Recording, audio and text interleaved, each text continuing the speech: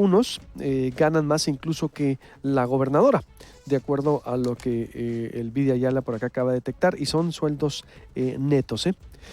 Estamos frente a una nueva era, estamos comenzando una nueva era, una nueva forma de concebir el gobierno, de intentar transformar lo que en décadas pues no se había ni siquiera intentado. El gobierno que llegaba o el gobernante que llega es pues de alguna manera para él un manjar ver toda la clase de privilegios que hay en los gobiernos federales, estatales, municipales. Hoy Andrés Manuel López Obrador está pues proponiendo una forma radical de concebir el ejercicio de gobierno. Ayer ya hemos pasado íntegro su mensaje, ahorita hablamos con Eduardo Bojorquez de Transparencia Mexicana, seguiremos analizando ahorita con los diputados federales que estuvieron ahí y haciendo un paralelismo con la historia y analizando el contexto. Como siempre, un honor hablar con el doctor Lorenzo Meyer. Por cierto, qué buenas columnas le han dado vuelta al país, doctor Lorenzo Meyer.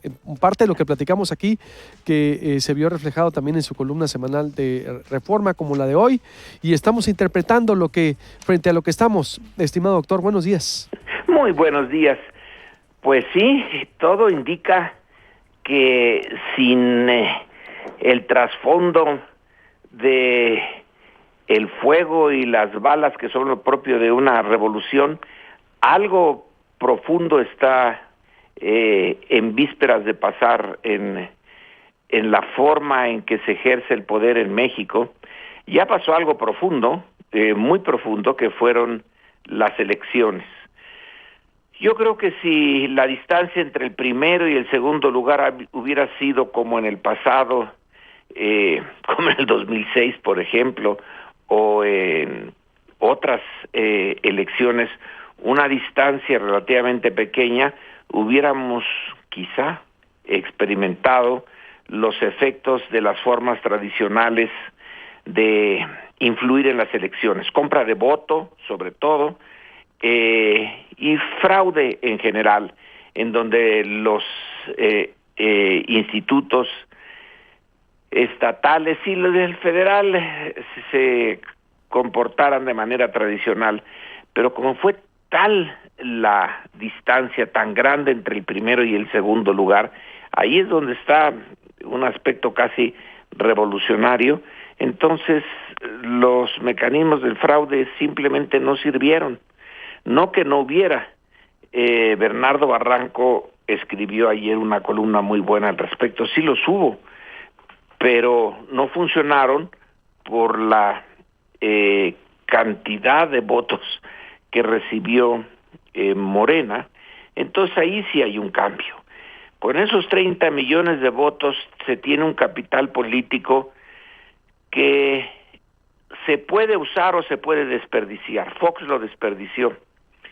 Y yo creo que la historia no puede ser benigna con él. Desperdició no solo lo que él y su grupo pudieron haber hecho, sino desperdició mucho para el resto de México.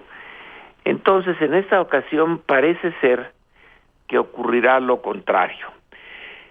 Y me parece también que es interesante que la dureza del nuevo gobierno empiece con él mismo. No va a afectar a los que ya hicieron de las suyas en esta administración y en las pasadas. Ahorita lo que hizo López Obrador al reunirse con el grupo de quienes serán sus colaboradores y en esta ocasión los electos, alcaldes, gobernadores, les señaló que la función extractiva del gobierno, que es algo que ocurre tantas veces en tantas partes. Hay un libro que no sé cómo se tradujo al español, pero es algo así como ¿por qué las naciones fracasan? De dos autores, uno que se apellida Robinson y otro Damoglu. hace mucho hincapié en el modelo extractivo en países africanos, en países latinoamericanos, en algunos países asiáticos, en donde la función del gobierno es extraerle hasta donde se pueda a una sociedad de por sí débil, en buena medida indefensa, y se perpetúa el círculo de un mal funcionamiento. Ese modelo extractivo yo creo que funcionó en buena medida en México. Llegar a los puestos de poder como gobernador, como presidente y con todo el séquito de secretarios de Estado, etcétera, era entrar a un mundo en donde lo principal era extraerle recursos, ya fuera legal o ilegalmente, a la sociedad, y ya si se podía hacer algo por ella, pues qué bueno, pero el primer objetivo real, claro, no declarado, pero muy efectivo, era la extracción, y creo que ese punto es el que se va a intentar cambiar en primer lugar. Y por eso la dureza de Andrés Manuel con sus propios cuadros, les leyó una cartilla amplia, no tendrán sueldos altos, no tendrán seguro médico, no tendrán a partir de nada más en el nivel más alto choferes y autos, no tendrán aviones, no tendrán viajes al extranjero. Fue un no. Bueno, si aún así deciden seguir, pues ya saben que van a tener que ser casi como franciscanos, tener muy poco y estar realmente al servicio de ese país que pidió el cambio por la vía pacífica. Ya había desde hace mucho brotes de descontento y violencia, violencia política. Se pasó la hoja al respecto. Ya no hay mucha violencia política. Sí la hubo. Hubo un montón de muertos en esta elección, pero ahí está la otra violencia, la del crimen organizado más que la política. Ese tema es uno de los grandes temas, de los grandes desafíos para el nuevo gobierno. Todavía no nos dicen claramente cómo lo van a enfrentar.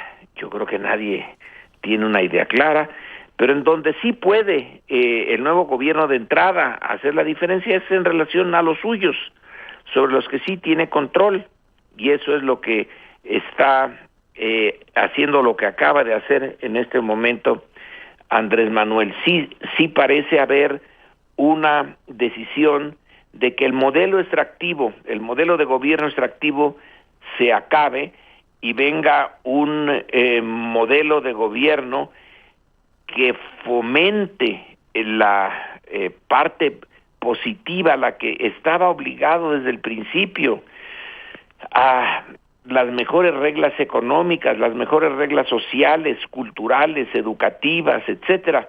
Eso es lo que tiene que hacer, y parece que por ahí empiezan las primeras señales.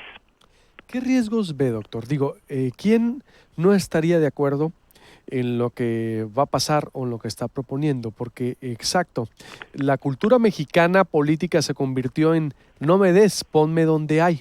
Es decir, para llegar y aprovecharse y hacer ese modelo extractivo. El gran error del PAN en la historia, y ahorita se ha de estar, por supuesto, lamentando, o quién sabe, ¿no? Porque muchos ya tienen, quién sabe, ya están, hicieron las fortunas igual que los del PRI. Lo que no entiende el PAN nunca es que llegó a concebir o a hacer lo mismo que el PRI. Se convirtió en el PRIANSE. El PAN se vio como un partido, una extensión del PRI.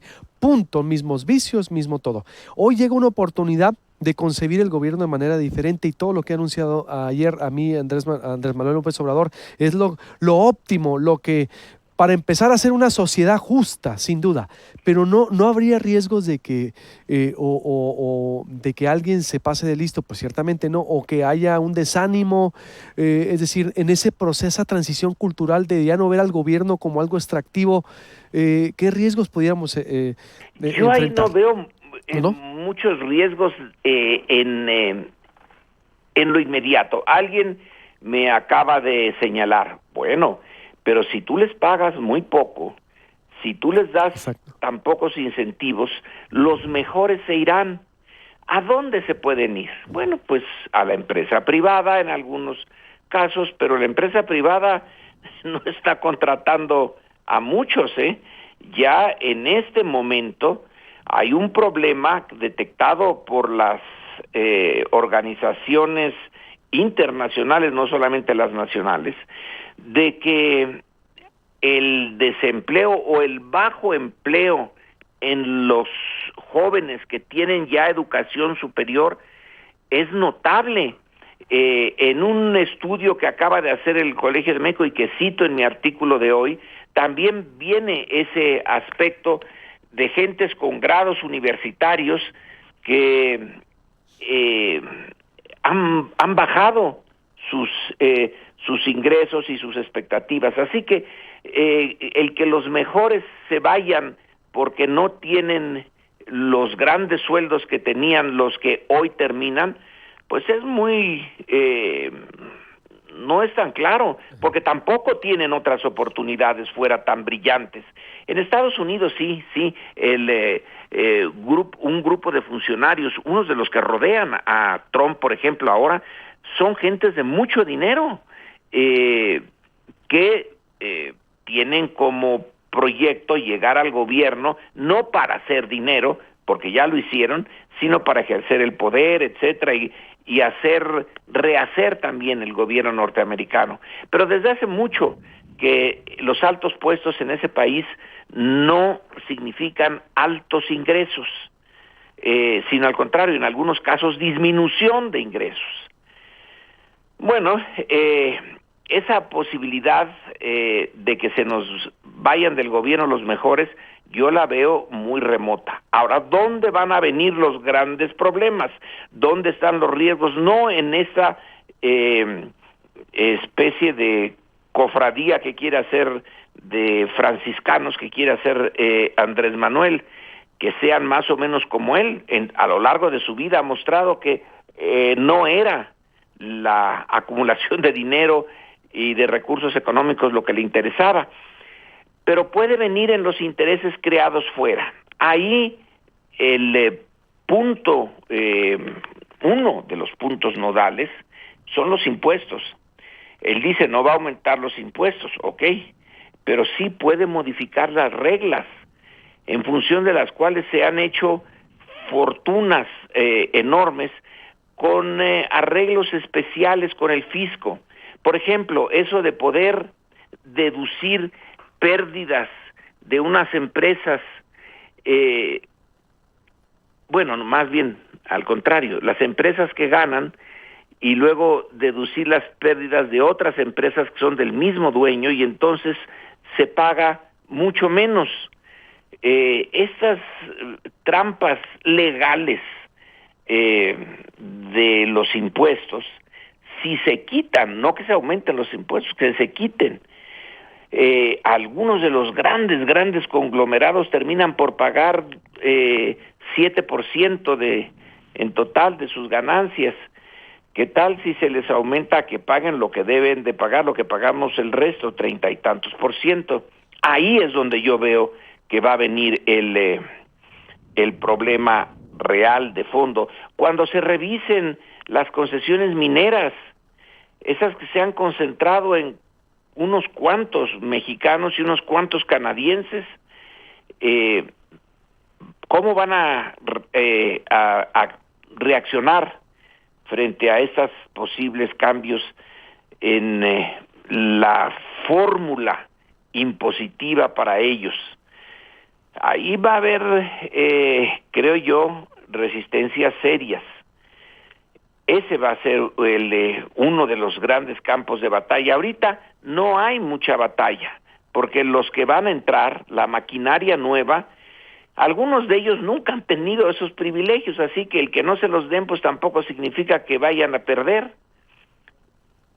Pero además tiene que ser también el rastrillo parejo, doctor, ¿no? Es decir, a los congresos, es decir, a las cortes, porque no solo el presidente o el gobierno federal se va a tener que apretar el cinturón, o no sé si esto pueda irse Eso de esa es manera. lo que a mí, como no soy experto en burocracia, me queda un poco en duda.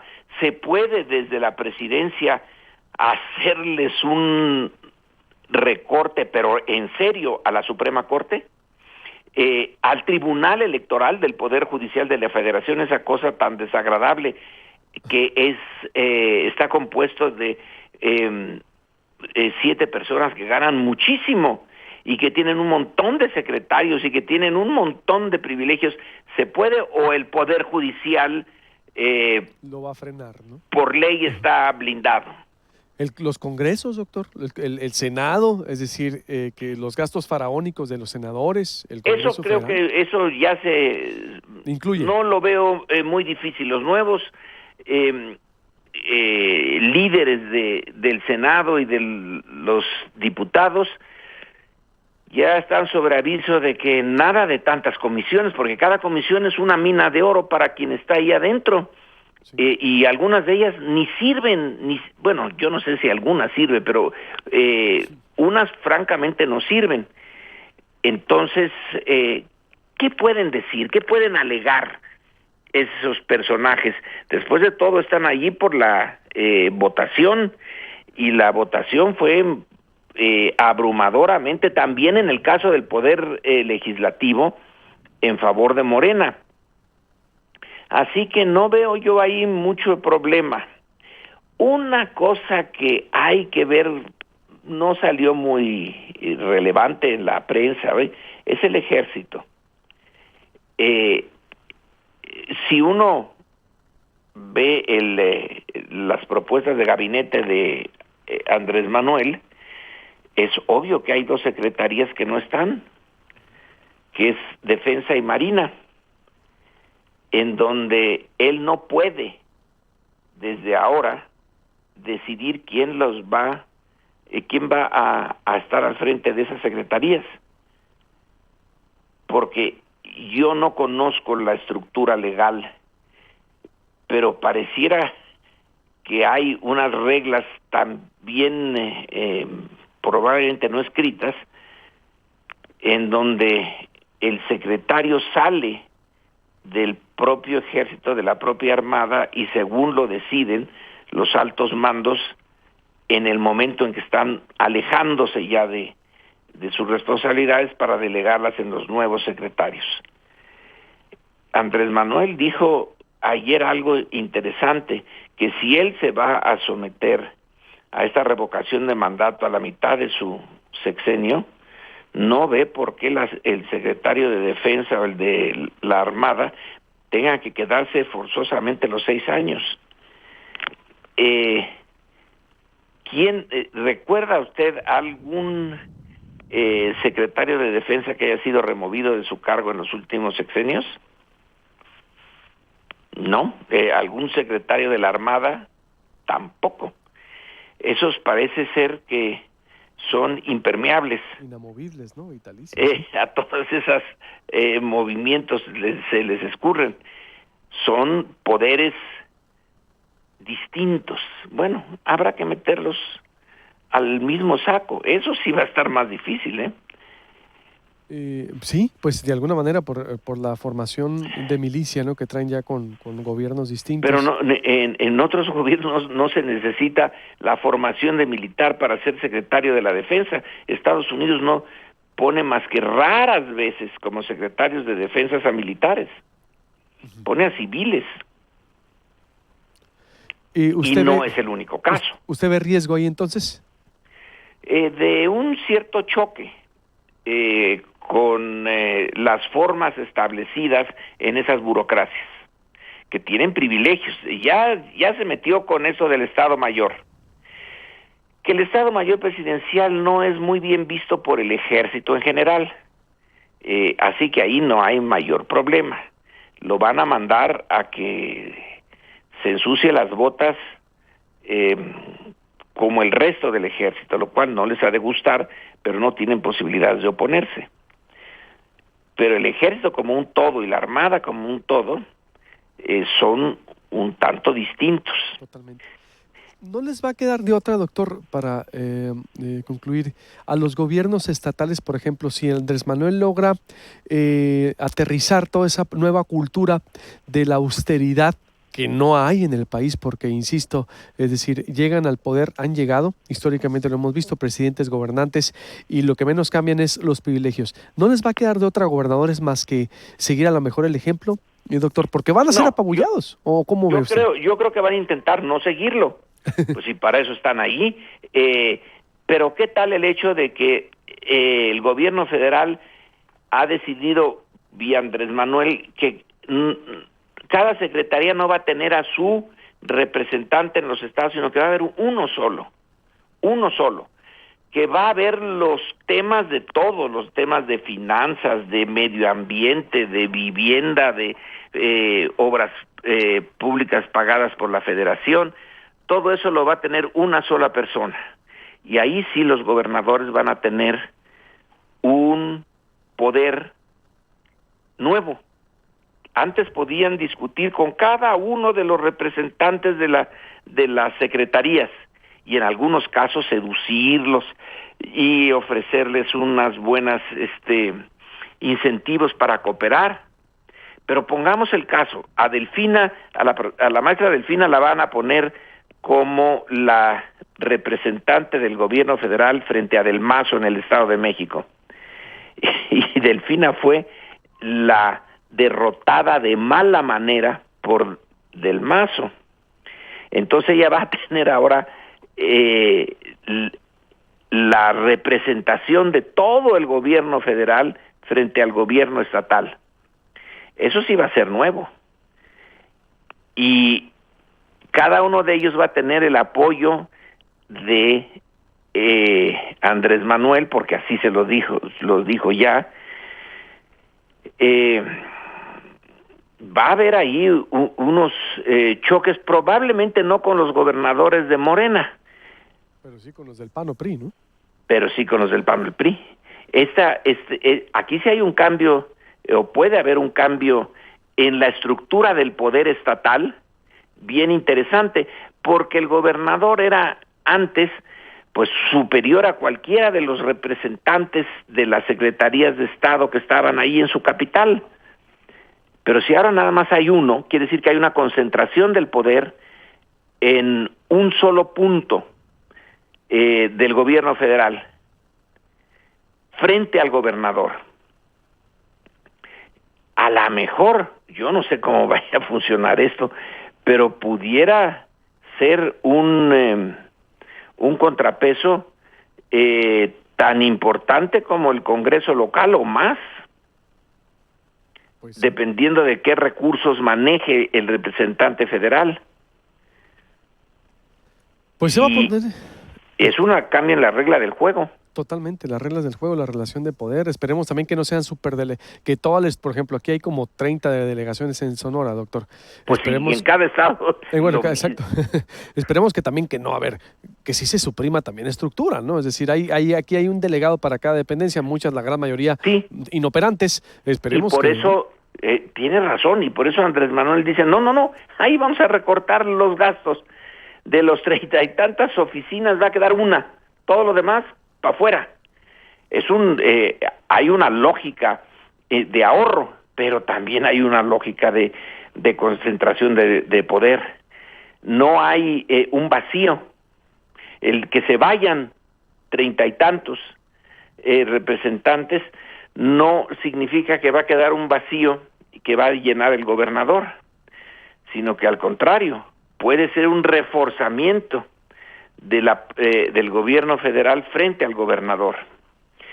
Y esos representantes no van a representar a la Secretaría de Hacienda o a cualquier otra secretaría, van a representar al presidente. Y ellos van a tener el poder de decir qué se compra, qué no se compra, qué se contrata, qué no se contrata con dineros federales. Los dineros estatales, bueno, pues sí, siguen en manos del gobernador. Pero yo vislumbro allí un cambio en el juego de poder interno de la maquinaria gubernamental. En fin, a ver qué pasa. Pues vamos a tener mucho material que analizar, doctor. Esto apenas empieza, por lo pronto. Como siempre, doctor, un honor, le mando un abrazo y estamos en contacto. Buenos días. Buenos días, el doctor Lorenzo Meyer. Hago un corte y vuelvo con más información. Tengo muchísimos comentarios de la audiencia. Muy interesante esta nueva relación del poder. Ahorita voy a hablar con Jorge Tadei, que va a ser el hombre fuerte aquí también en el caso federal, porque hay dos hombres fuertes. Bueno, el primero, obvio, es Durazo, que es el hacedor de toda la estructura de Morena, ¿eh? No hay que confundirnos. El hombre fuerte es Alfonso Durazo, es el hacedor, el arquitecto de todo Morena en Sonora, el que invitó a todos los candidatos, el que le dio forma a todo el proyecto de Andrés Manuel López Obrador en Sonora es Alfonso Durazo. Pero ahora también viene a figurar de una forma protagónica Jorge Tadei, y ahorita voy a hablar con él. Está ahí.